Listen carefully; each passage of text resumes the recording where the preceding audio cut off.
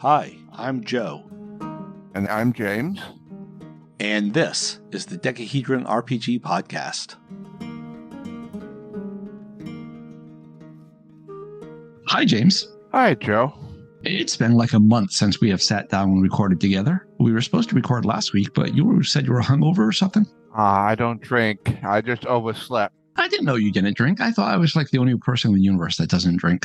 Not the universe, but you know what I mean? I always assume that I'm the odd man out because I don't drink or anything like that. No, I have maybe 4 drinks in a year, so I don't consider that drinking. Oh, well, that's 4 more than I have in a year. If I'm at a wedding, I will have a sip of the champagne, like a literal little baby sip, and I will pass the glass off to my wife. And that is the limit of my drinking ever. It's not so bad these days, but in my younger days, I found if you said, I don't drink, you encountered a lot of hostility from that. But I found if you said, I don't drink anymore, people were cool with that. So I just started saying that. So people want to give me a hard time for not drinking. Mm-hmm. Well, let's go on. What are we going to talk about today? Today is boring. When last we left, we did a feedback episode, and we didn't get to finish everything, a mail call, if you will. Okay. So we're going to pick it up where we left off. We have a whole bunch of calls from Jason. We have a email from Sam. So let's start with the mail call. Mail call from the United States of America. So I thought we would start with Sam's email. This is about our latest episode, which was actually a solo episode that I did, but he mentions you. And so I thought we should answer it together. Sam says, Dear Joe and James, I enjoyed listening to episode 26. It was interesting to hear that your favorite character class is the cleric. What swayed you from magic user to cleric? All right, Sam, as a kid, I wanted all those great magical powers, I guess. My favorite TV shows were like Bewitched and Genie, I Dream of Jeannie, and The Nanny and the Professor. During the late 60s, I guess, there was a big run in magical character TV shows. And then by the time I was growing up in the decade after, they were all in reruns. And so they were on TV. So I wanted that. And I liked Merlin in the Arthur stories. And that's why I liked Magic User back then. What swayed me to cleric is these days, I think it's interesting to play a character that has a built-in moral compass. Because when we come down to it, a lot of characters are murder hobos, as the saying goes. And I think it gives it a nice internal struggle between its religious, moral, ethical callings and the stuff that it has to do. And I also like the support role in the party, providing support to everyone else. The buff character, if you will, giving out buffs. But yeah, so that's why I like that. Sam continues, I'm also interested in hearing what James's favorite and least favorite character classes are. So James, the floor is yours. I actually like playing all of them. Some of my favorites are Rangers. I've been playing the cleric mostly in conventions that I go to because it's always, no one wants to play the cleric. So you have a group going with no healers.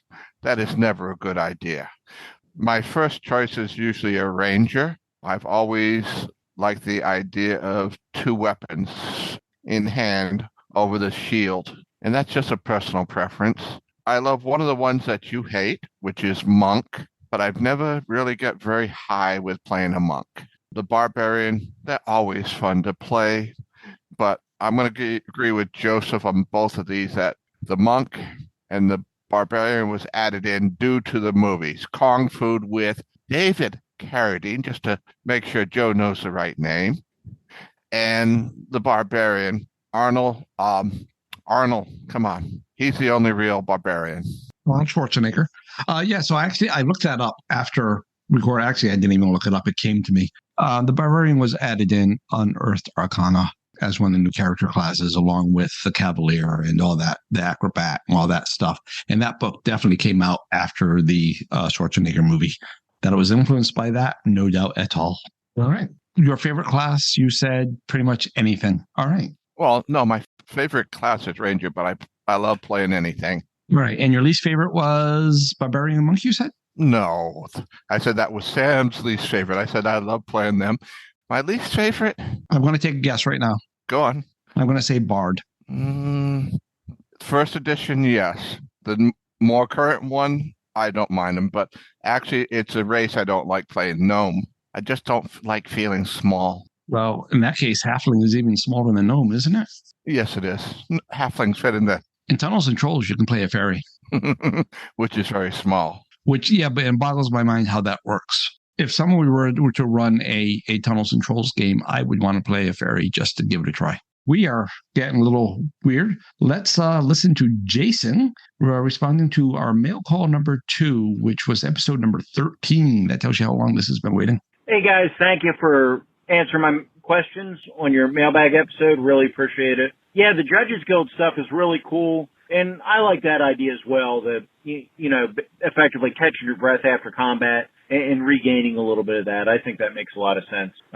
Hopefully, one of these days, they'll sell the property of Judges Guild to somebody else, and it'll get back on the market where it's easily available. Because there's a lot of gold in there that it's a shame it's being covered up due to, well, that's all real-world politics we don't need to get into right now. But, yeah, it's a shame it's off the market at the moment. Anyway, I definitely accept your invitation, and we'll figure it out. So take care, and I'll talk to you soon. All right, Jason, thank you very much for that feedback. By the way, everyone, that's Jason from the Nerds RPG Variety podcast. I never remember what let me sing the theme song. Don't sing, please. Don't sing. I was singing it in my head. It's the Nerds RPG Variety podcast.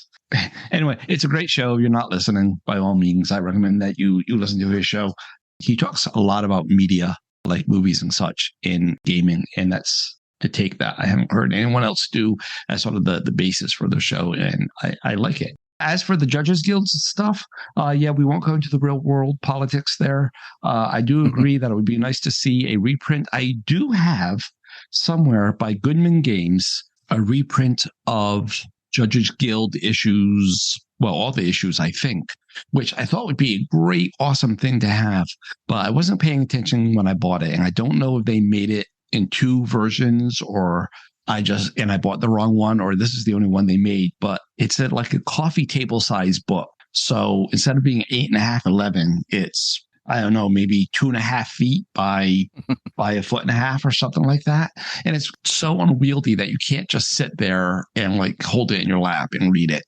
And that makes me sad. But yeah, we have a lot of Judges Guild's products on our review list to go over some of their modules, some of their issues. Of course, the DM Ready Rough sheets, that's on our list. And the other part was joining us. Yeah, we need to set that up. I was waiting for the holidays to be over. Those are over. I will be contacting you and we'll work out a schedule that works for all 3 of us.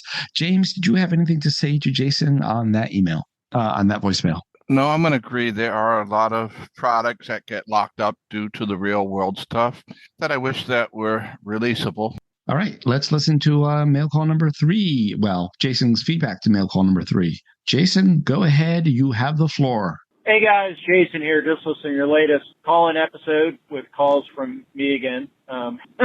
It seems like a self-perpetuating thing, doesn't it? Hey Jason, I do not mind. We've said it before, I'll say it again. I thrive on feedback, and if you call in every episode, then by all means call in every episode. I've actually gotten to the point where so we push out on Wednesdays. So Wednesday afternoon to Thursday morning, I start checking my Google Voice to see if you have sent feedback. I thrive on it. I appreciate it. It's wonderful. Thank you.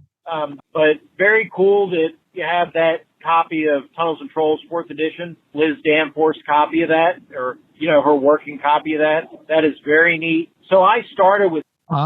What happened, Ken St. Andre used to run an online forum called Troll Holla, and one of his friends, someone, I don't remember who it was, in the TNT community, was having cancer issues, and so they did a auction of stuff to raise money for him.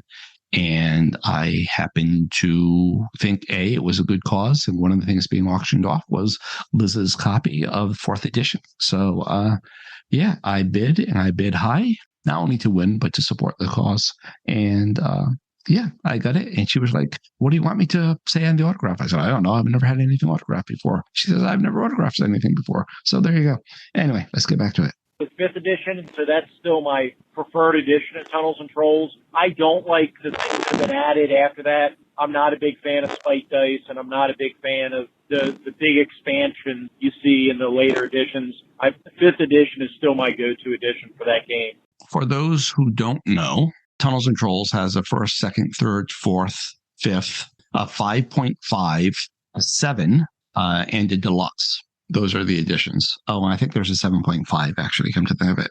There is no 6th edition because there was, again, trying to leave real-world stuff off of this.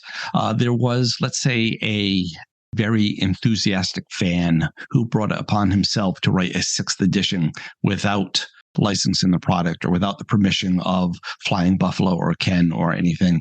But he put it out as Tunnels and Trolls 6th edition. So we ignore that because it was not sanctioned. 5th edition is a favorite of mine. I actually like 5.5. I like some of the stuff they added in the appendices with the caveat that you can take it or you can leave it. I like talents that they added. Spite dice, I kind of like them. I think they fill a purpose. I think that the losing side should always have a chance to do at least a little damage. So I'm okay with spite dice. Yeah, so I think we have a little minor differences. But again, I think 5.5 is the sweet spot. I never picked up Deluxe because it's too pricey and it has a lot of stuff I don't want. So I haven't looked at that one, so I can't say. Yeah, do you have anything to say about Tunnels and Trolls, James? Not as in depth as you. I've just played many years ago. I no longer have a copy of that either.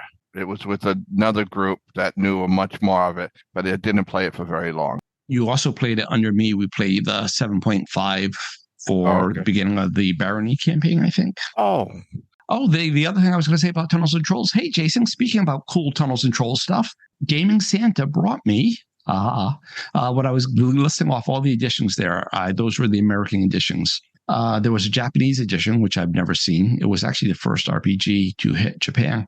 And there was a British edition published by Corgi, rather than being in what we associate as the normal RPG-looking books. It's just a normal paperback book. They went through it and they made some of the spell names less silly. I personally like the silly spell names, but I think I'm in the vast minority there. Anyway, so Gaming Santa got me a British copy of the Corgi edition of Tunnels and Trolls. So I now have that on my gaming bookshelf. All right, let's continue with Jason. I don't have an answer at the moment for my favorite module, and I wish I could give it to you, but I just don't play that many modules, and unfortunately, a lot of my gaming memories are kind of clouded to some degree, so I don't really remember a favorite module from back in the day. Honestly, the main modules we played were in Marvel Superheroes because we rolled up a lot of characters, but for the most part, we played the modules with the character provided. So Marvel Superheroes may be the game I played the most modules, like out of the box modules in. So probably it would be one of those, but I'm not really sure which. Top Secret, we did the modules well. So Top Secret's another option here. 1980 Top Secret. But the other games, we didn't do that many modules, to be honest. We mainly, did homebrew stuff. We had a lot of the modules, but we didn't really play them. So I don't know. I will say the Marvel Superheroes modules that TSR put out. How about that? We'll see if that makes the cut. Probably not, and rightfully so. Take care. Keep up the great work, and I'll talk to you. Hey, Jason, thanks for that. Favorite modules. That happened because Sam has sent in an email. He said, so what's Joe's favorite module? Because I talked about having one, and I never said what it was. And I said, well, let's have people call in. And Jason was the only one that called in. So before I say what my favorite module was, and Jason did something interesting because he left the bounds of D&D. I was just thinking those old TSR modules, but he expanded it to other games, and that just actually might change my answer. But before I go, what about you, James? Do you have a favorite module? I have several, but not many people are going to know them unless they do Total Confusion, which is a convention near my home that I play. And they had what was called TC Realms, their own little world. And there was modules where we had to go hunt for sandwich items. It's the easiest way to explain it. It was it's a weird concept, but we were making sandwiches for a god or something. And they had us hunting all over the place for that. So it would be the sandwich module. All right. What game was that for? D&D? D&D. All right. So my favorite module, And I say that, so for the longest time, especially as a kid and everything, I was very anti-module. I was obnoxious as a kid. I apologize to anyone who knew me back then. I was very anti-module. I'm like, you shouldn't play a module. You should make your own adventures, or you suck. Like I said, I was obnoxious. I really apologize. I don't feel that way now. And when I was somewhere, I think I was in Texas, I came across this module U1, The Sinister Secret of Salt Marsh. And I fell in love with it, which is unusual because, like I said, I didn't really like modules. I'd seen other ones, B1X1, B2. Although, like B2, both of those, they've warmed up in my heart a lot over the years. But U1, well, first of all, it's very British sensibilities, which I like. It's a first level module. I love low level play. I know a lot of people think that the sweet spot is the mid levels. I like the low levels. I like that struggle to survive. I like that everything is a challenge, but overcoming it. And the level of the adventure is perfect for those level of characters. The level of reality is very grounded. I mean, there are some magic and some monsters and stuff, but more or less it's a Scooby-Doo mystery. And I just like it. And it's my favorite of the D&D modules.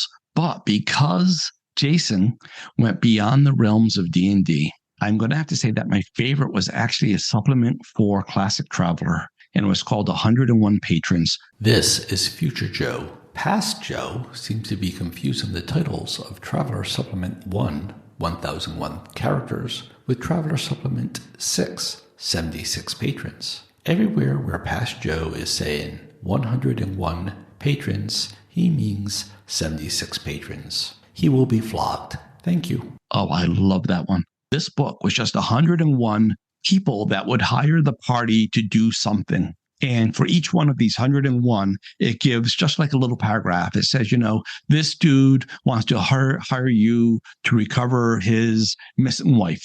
Great. And then below that, there are alternatives for the way that the story could unfold. One is that like he killed his wife himself and he's trying to cover it up.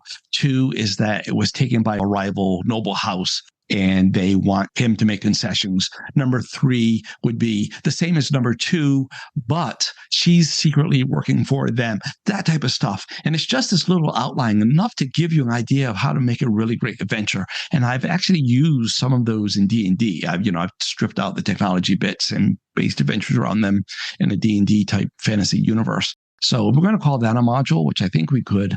That is my number one. I'm going to say that's pushing it. It's more to you making your own module out of a 1-line or 2-line idea.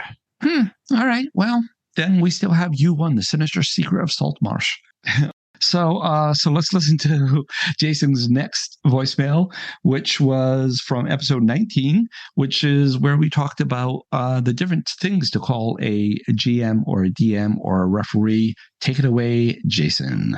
Hey guys, Jason here. Just listen to your GM by any other name. It's interesting because Kevin over at the Redcast podcast also just released an episode where he talks about different names for GMs. And the term that he brought up that you guys didn't talk about was arbiter, the arbiter. I don't think judge really has that negative connotation that you're worried about, because it's widely used by Dungeon Crawl Classics. Dungeon Crawl Classics uses Judge. A few other games use Judge.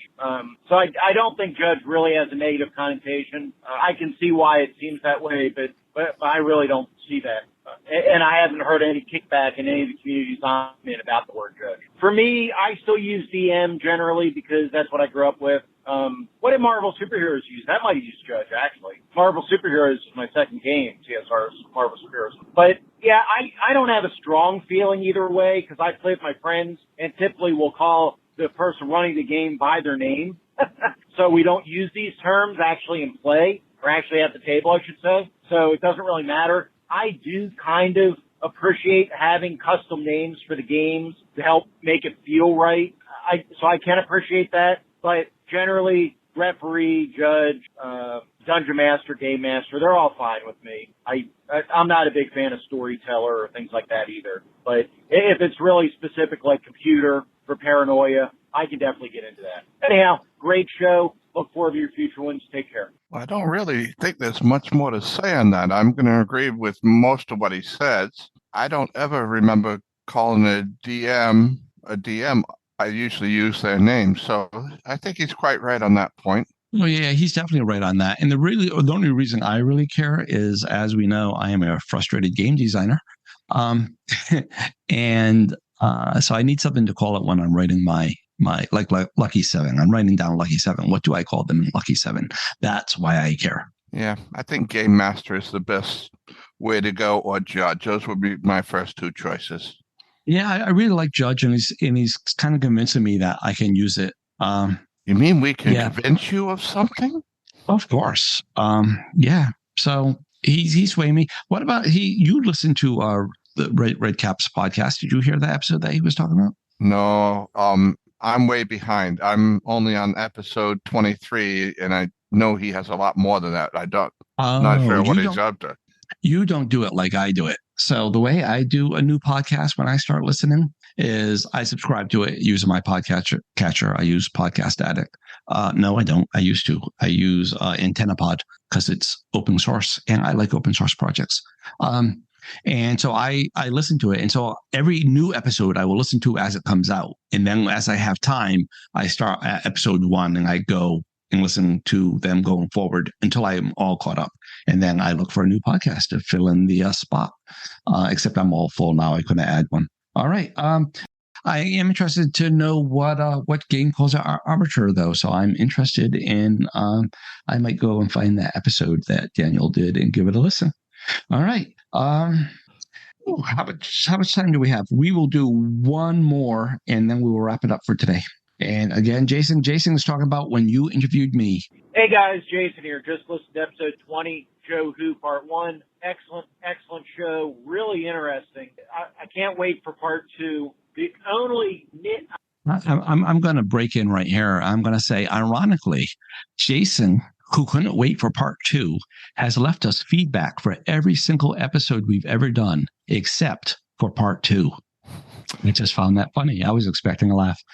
Oh, there was a laugh. It's just under the threshold of the mic.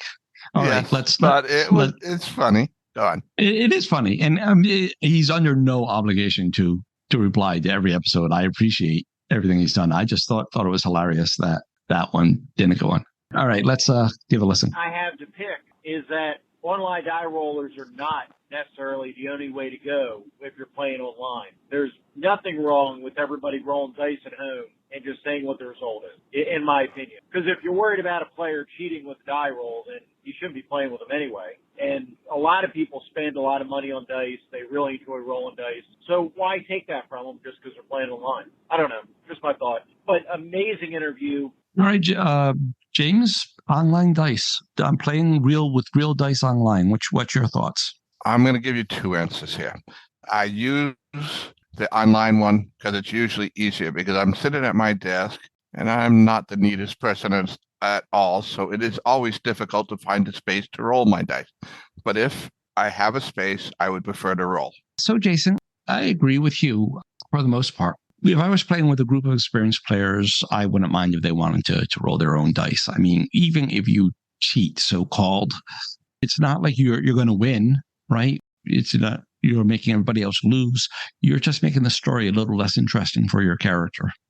That's the way I look at it. The reason online dice are so important to me is I play with a lot of new players. My online playing is usually on Roll20, and I post on, I make my game public, and I outright say there that first-time players are welcome with open arms, and I will take all the time they need. So with them, rather than trying to, roll the die that looks a little bit like a pyramid with one side missing on the base, it's easier just to say, click that button there because it's the same, or type, /R1D4. Bam, done. A lot of first-time players aren't even going to own the dice. If they do own the dice, they're not going to know which are which. Like, you and I, Jason, anyone that's been playing, like even for a month, can look at the die and grab a D12. When I say D12 without looking, when you play with somebody for the first time, and I do that at the table too, you say roll a 12-sided, they just look at their pile of dice and they say, which one is that? And when you're there, it's like, oh, it's that one right there. But when they're 3,000 miles away on the other side of the computer, it's hard to do that. So I go with the online dice for that. But yeah, if I were playing with experienced players and they wanted to roll their physical die, I wouldn't have a problem with that at all. All right, let's finish up Jason's email and then we will wrap up voicemail. I keep saying email. Wow.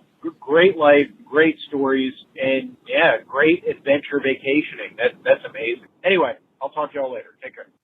Yeah, Jason, I gotta say I've had a great life. I have no complaints. I have a job. Well, and like I said, I have the roof over my head. I have the food in my belly. I don't have concerns in that department. I have a wonderful woman by my side. Life is great. I couldn't be happier. And on top of that, I get to do cool stuff. And so I seek that out when we do it. Although this year we're only talking about Disney, but next year there's a whole slew of stuff. There's this place in Canada called Churchill. It's way up north. And it's great for the Aurora, which I've been to Alaska twice now hunting the Aurora, and it's evaded me both times. It's also known as the polar bear capital of the world. And they have narwhals. I mean, how awesome is that? You get 3 things, although I don't know if they all occur at the same season. So that's on the list of places to go to. But that sounds like one cool place to go to, doesn't it? Yes, it does. So Churchill, Canada. I found another kayaking trip in Antarctica, which sounds amazing.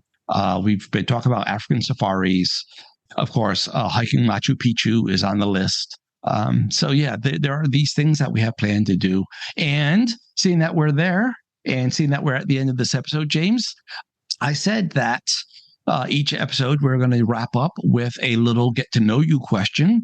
And we said that this week's question was going to be, what's like 1 or 2 items on your bucket list that you haven't done yet that you feel comfortable sharing with us? Well, the first one is I'd love to go to Gen Con, and I want to do this, but I just don't think I'm ever going to do it, is jump out of a plane with a parachute. That's on my wife's list. And we've talked about like doing a tandem jump with an instructor. I am terrified of ledges, not of heights, of ledges.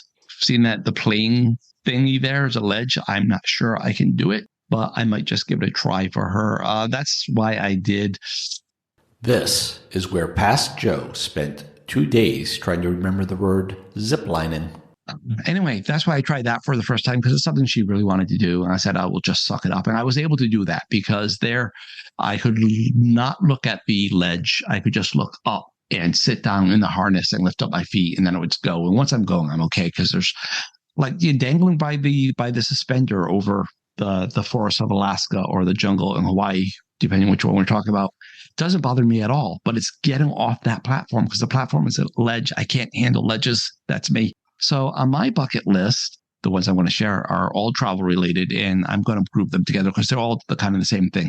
I want to do all 50 states. I've done like 30 or so far. I want to do all 7 oceans. How many oceans are there? I've done 5, Atlantic, Pacific, Arctic, Indian. So I've done 4. There's 5 oceans. The only one left is in the Antarctic Ocean. And I want to do all 7 continents. And I've done North America, Europe, and Asia. So I still have Africa, South America, and Australia to go. So those are mine. So we've reached the end of this episode, James. We know that because Zoom has already kicked us out once. So is there anything else you would like to add before we say goodbye? That's all, folks. All right. You have now just earned your name, Porky, for the rest of your life. I may have to come over there and slap you. Hey, did Game Santa bring you anything? We talked about him bringing me the British print of Tunnels and Trolls, which interestingly came from Australia. Yeah, Santa Joe sent me some fancy sculptured dice made of... Oh, yeah, I sent those to a few people, actually, because I thought they looked so cool. I like them a lot. I love their shape, and I love the way they look. I do not like how difficult the numbers are to read. I might have to whip out the old miniatures paintbrush and paint the numbers. You actually painted miniatures in your time? Yes. I'm going to have to see some of them one day. Well, good luck with that, because that was like 40 years ago. I don't know where any of those are. You're the declutterer. Let me get rid of everything. Well, not only declutterer, I mean, I moved from Rhode Island to Texas, from Texas to England, from England back to Texas, from Texas to Chicago, from Chicago to upstate New York. And within each of those places, there were some moves within the place. When you move that much, eventually you say, I don't need this. Have I looked at it in 2 years? Nope, it's going away. Well, I'm sort of on the other side. I have probably over 50 painted miniatures, and I'll show you one day. Well, we'll try this again, folks. Thank you for listening, and hopefully you'll come back. And thank you for joining me, James. You're welcome, Joe. And yeah, we really need to work on this closing. You did not follow the script I sent you. I don't have it in front of me. What was the script? Bye, James. Bye, Joe. Bye, everyone else. You have been listening to the Decahedron Podcast. Send email to feedback@decahedron.com. Remember to spell decahedron with a K. Voice feedback can be sent through the Anchor website or by calling 562-RPG-CAST. That's 562-774-2278. Links are in the show notes. Music is courtesy of Kevin MacLeod, logo by Design Cat. Thanks for listening.